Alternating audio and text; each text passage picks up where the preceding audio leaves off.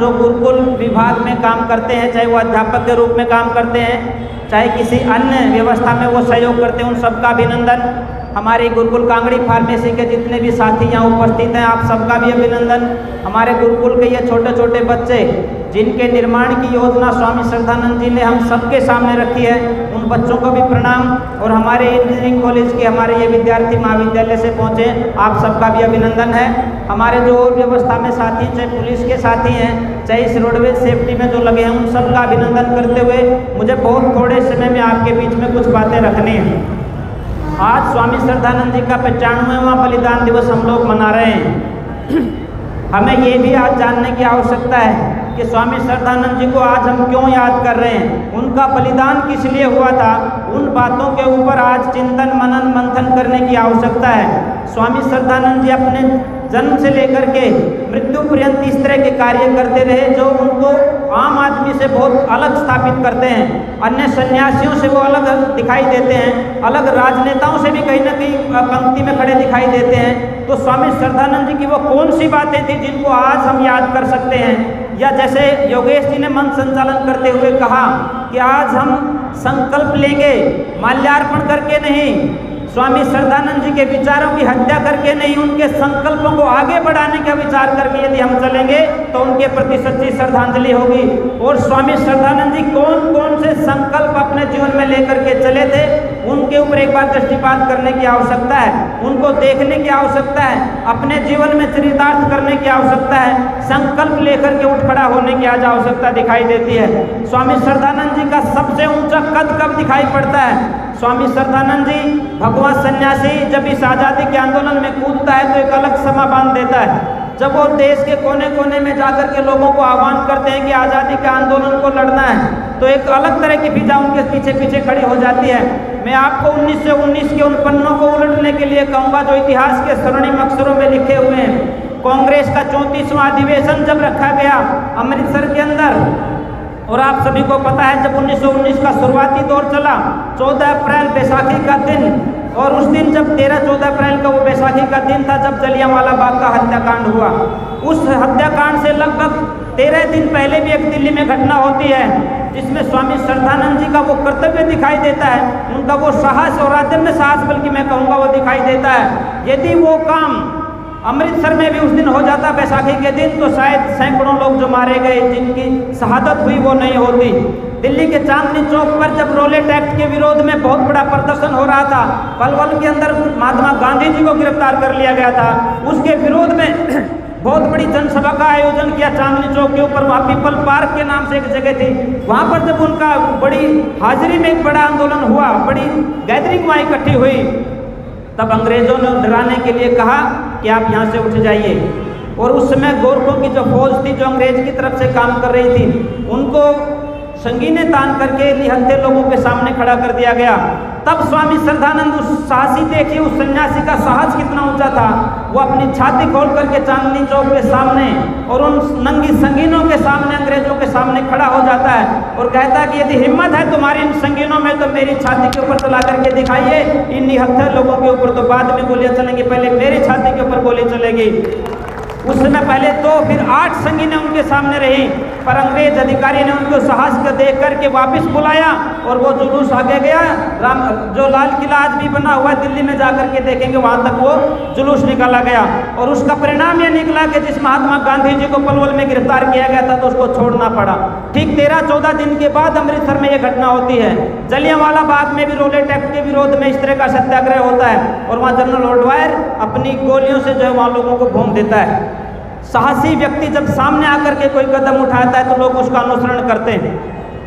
उस जलियांवाले बाग की दहशत पूरे देश में इतनी फैल गई कि उस समय की कांग्रेस, जो आज़ादी का दूसरा नाम था, उसकी हिम्मत नहीं हो रही थी कि हम खड़े होकर के इस आज़ादी के आंदोलन को दोबारा शुरू कर सकें। तब 1919 के 34वें कांग्रेस अधिवेशन की जब ये बात आई कि इसके आयोजन में कौन आदमी भूमिका कर सकता है, तो स्वामी श्रद्धानंद जी का नाम उसमें चुना जाता है। और वो भी इसलिए क्योंकि स्वामी श्रद्धानंद जी जब गुरुकुल में 60-70 हज़ार लोगों के कार्यक्रम आयोजित करते थे तो उस की व्यवस्था को देख करके खुद महात्मा गांधी और बाल गंगाधर लोकमान्य तिलक, ये सब लोग जो है उनकी इस व्यवस्था के कायल थे। उनको पता था कि एक व्यक्ति बहुत बड़ी व्यवस्था कर सकता है। स्वामी श्रद्धानंद जी को स्वागताध्यक्ष बनाया गया कांग्रेस के अधिवेशन का, और अमृतसर में जब वो अधिवेशन हुआ उसमें बहुत कुछ घटनाएं हुई, वो मैं बाद में कहूँगा, स्वामी जी उसके ऊपर जरूर प्रकाश डालें। पर मुझे इतना कहना है कि उस अधिवेशन के बाद एक नई युग की शुरुआत होती है। तिलक जी के युग का वहाँ से लगभग अंत हो जाता है और महात्मा गांधी के युग की शुरुआत होती है। उस समय इस अधिवेशन के 1 साल के बाद तिलक जी की मृत्यु भी हो जाती है। उस समय उनका शरीर जो है वो स्वस्थ नहीं था, तो इसलिए उन्होंने खुद भी ये कहा कि आगे का आंदोलन गांधी जी के नेतृत्व में लड़ा जाएगा। उस इतने बड़े अधिवेशन का स्वागताध्यक्ष स्वामी श्रद्धानंद जी पहली बार कोई स्वागताध्यक्ष वहाँ खड़े होकर के हिंदी में भाषण देते हैं, और उसी समय 1919 में दूसरी बात रखते हैं कि देश की आज़ादी के आंदोलन को यदि लड़ना है तो ऊंच नीच की जो खाई बनाई गई है, छुआछूत का जो जहर देश में फैलाया जा रहा है, उसको आज रोकने की आवश्यकता है। और वो अस्पृश्यता निवारण का कानून बनाने के लिए, अस्पृश्यता के विरुद्ध आंदोलन चलाने के लिए कांग्रेस में प्रस्ताव रखते हैं। बाद में कांग्रेस ने उस अस्पृश्यता निवारण का आंदोलन को अपने हाथ में लिया और लोगों के बीच में गए।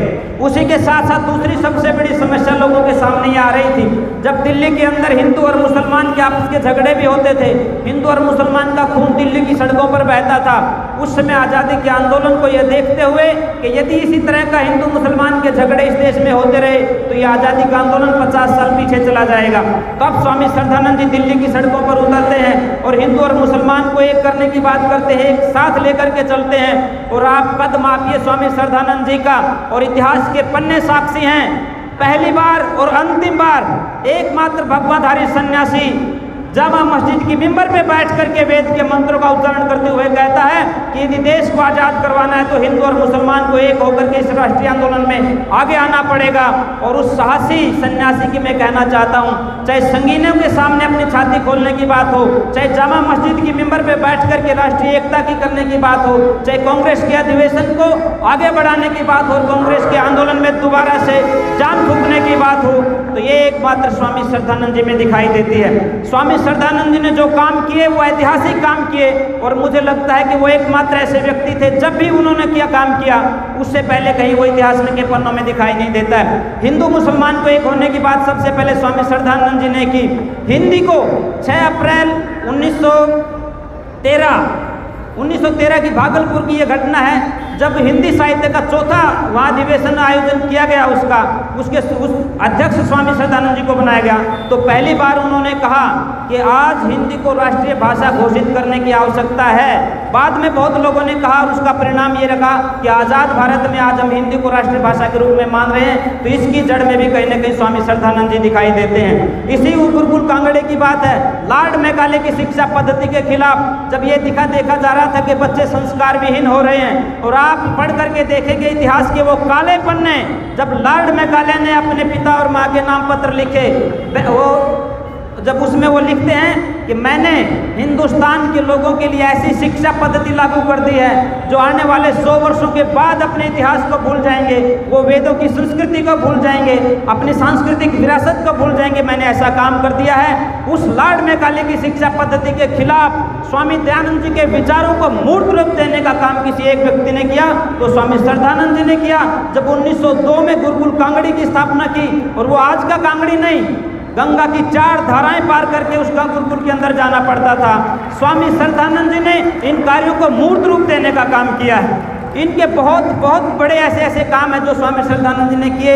लंबी चौड़ी बात न करते हुए सिर्फ इतना ही निवेदन आप लोगों से करना चाहता हूँ। स्वामी श्रद्धानंद जी का जो अंतिम संदेश था, जो उन्होंने 5 वाक्य कहे थे, उनको जीवन में उतारने की आज आवश्यकता है। आज मुझे दुख इस बात का भी है, बहुत से लोग स्वामी श्रद्धानंद जी के बलिदान दिवस को मुस्लिम विरोधी दिवस मना रहे हैं, लेकिन स्वामी श्रद्धानंद जी हमेशा ये बात कहते थे कि हम किसी के विरोधी नहीं हैं। 7 लाख मुसलमानों को स्वामी जी ने शुद्ध करके वैदिक धर्मी बनाया। वैदिक धर्मी बनाने की आज आवश्यकता कहीं ना कहीं दिखाई देती है। तो स्वामी श्रद्धानंद जी के इस बलिदान दिवस को शुद्धि दिवस में आप मनाइए। किसी की हत्या करके आप कोई काम नहीं कर सकते। विचारों के आधार पर आप उनको बदल करके वैदिक धर्मी बनाने का काम करेंगे तो स्वामी श्रद्धानंद जी को सच्ची श्रद्धांजलि होगी। उन्होंने कहा कि पूरे देश के अंदर 5 यज्ञों को करना चाहिए। 5 यज्ञों की प्रतिष्ठापना का संकल्प उन्होंने किया और उन्होंने कहा कि जातिवाद को, जात पात के जहर को मिटा करके एक आदर्श समाज की स्थापना करनी चाहिए। इसी का आधार बना करके उन्होंने अपने दोनों बेटों के और बेटियों की शादी भी जातियों को तोड़ करके की। अब जब गुरुकुल स्थापना करके पहला बच्चा वहां दाखिल कराने की बात की तो स्वामी श्रद्धानंद जी ने अपने जिगर के टुकड़ों को गुरुकुल में सबसे पहला विद्यार्थी बनाया। जब दान मांगने की बात आई तो अपने जलंधर की कोठी को बेच करके उन्होंने गुरुकुल में दान दिया। ऐसे आदर्श स्वामी श्रद्धानंद जी ने हमारे सामने प्रस्तुत किए हैं। आज हम ये संकल्प लेकर के जाएं, चाहे हम शुद्धि आंदोलन की बात करें, चाहे गुरुकुल परंपरा को आगे बढ़ाने की बात करें, चाहे हिंदू मुस्लिम एकता की बात करें, चाहे जात पात खत्म करने की बात करें, चाहे नशाखोरी खत्म करने की बात करें। एक संकल्प यदि हम लोग लेकर के चले गए और स्वामी जी के कार्यों को आगे बढ़ा पाए तो सही मायने में हम लोग स्वामी श्रद्धानंद जी के सपनों को साकार कर सकेंगे और यही उनके प्रति श्रद्धांजलि होगी। एक बार एक जय का नारा और लगाएंगे ताकि पुण्य भूमि तक वो आवाज पहुंचे जहां से स्वामी श्रद्धानंद जी ने इस आयोजन का शंखनाद किया था। स्वामी दयानंद की, स्वामी दयानंद की, स्वामी श्रद्धानंद की, स्वामी श्रद्धानंद की। आप सबका बहुत बहुत धन्यवाद। सबको नमस्ते। साथियों, इस वीडियो को ज़्यादा से ज़्यादा लाइक करें, कमेंट करें, शेयर करें और चैनल को सब्सक्राइब करना ना भूलें।